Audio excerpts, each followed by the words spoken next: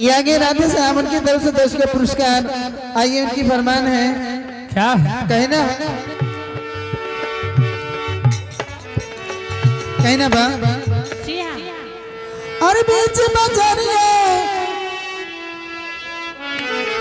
और बीच बजरिया में सबके समनवा मरे लमोगे किया हर मरे लमोगे किया हर छोरा बेगी मनवा मरे लमोगे किया हर छोरा बेगी।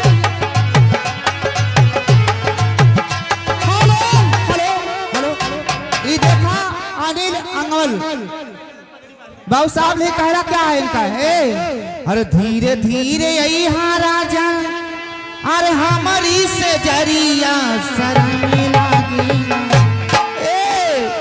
अरे धीरे धीरे यही हाँ दूल्हा अरे हमारी से जरिया शर्म लागे अब ही बाली बाबू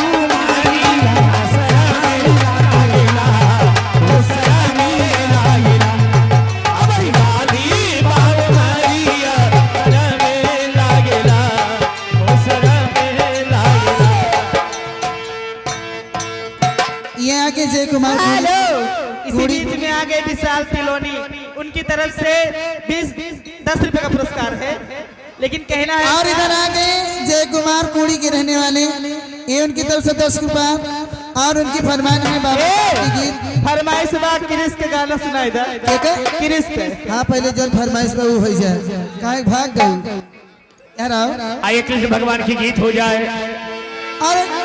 और कब तक रह बाबू लमवा हो आदिवासी